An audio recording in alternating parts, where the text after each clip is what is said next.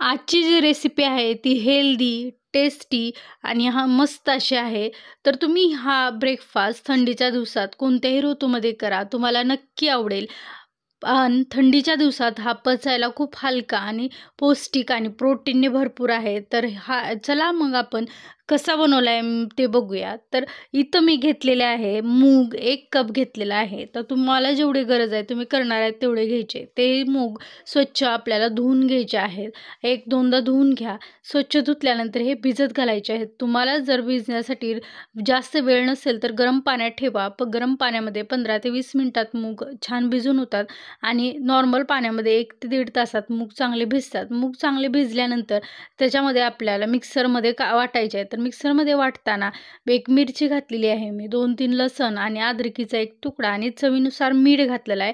हे आपल्याला वाटून घ्यायचं आहे. असं डोश्याचं पीठ जसं असतं म्हणजे डोश्याचं बॅटर त्या पद्धतीने आपल्याला हे वाटून घ्यायचं आहे. वाटल्यानंतर डोश्याच्या तव्यावर आपल्याला हे पसरून व्यवस्थित घ्यायचं आहे. तुम्हाला जसा डोसा आवडतो त्या पद्धतीने तुम्ही हे पसरू शकता. जर तुम्हाला पातळ आवडत असेल तर पातळ करा आणि तेल, तूप, बटर काही लावू शकता तुम्ही आणि नाही लावलं तरीही डोसे छान लागतात चवीला.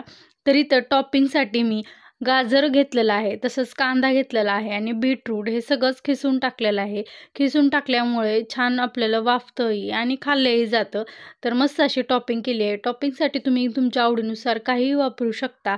अगदी कांदा, टोमॅटो आणि चाट मसाला किंवा तिखट असं काही भरभरू शकता. पण मी तर प्लेन मस्तपैकी असे डोसे हे केलेले आहेत आणि वरून तेल थोडंसं स्प्रिंकल केलेलं आहे. एका डोश्याला केलेलं आहे आणि त्यानंतरचे जे बाकीचे डोसे आहेत ते मी असेच प्लेन करणार आहे ऑइल फ्री.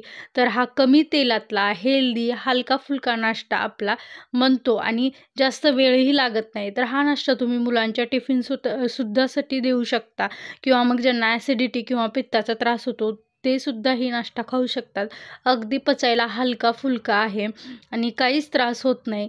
एकदम मस्त आणि ऑइल फ्री कमी तेलात बनतो हा. तर तुम्ही नक्की ट्राय करा आणि आता तुम्ही या डोश्यासोबत कशासोबतही खाऊ शकता. अगदी नुसताही छान लागतो. तर चटणी करायची असेल तर चटणीसोबत सुद्धा खाऊ शकता. खोबऱ्याच्या किंवा टोमॅटोच्या चटणीसोबत. तुम्हाला ज्यासोबत आवडतं त्यासोबत खाऊ शकता. अगदी दह्यासोबत सुद्धा हा डोसा खूप छान आणि टेस्टी लागतो. आता दुसराही डोसा मी तुम्हाला करून दाखवते आणि दुसरा डोसा हा ऑइल फ्री करणार आहे. म्हणजे बिलकुल ऑइल लावणार नाही मी. तेलाचा वापर अजिबात केलेला नाही या डोसासाठी आणि मस्त असं टॉपिंग करून घेणार आहे.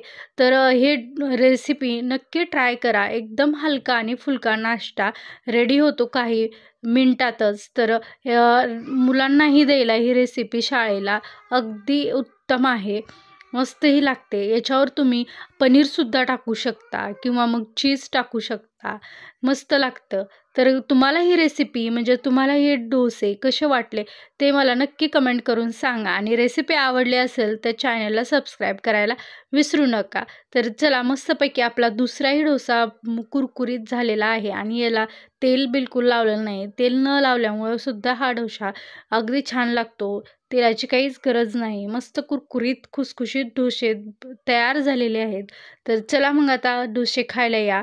मस्त असा डोसा तयार होतो. बघू शकता तुम्ही. मस्त गरम-गरम डोसे सर्व्ह करा आणि एन्जॉय करा.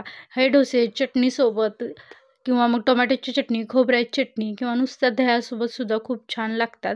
रेसिपी आवडली असेल तर नक्की शेअर करा आणि सबस्क्राईब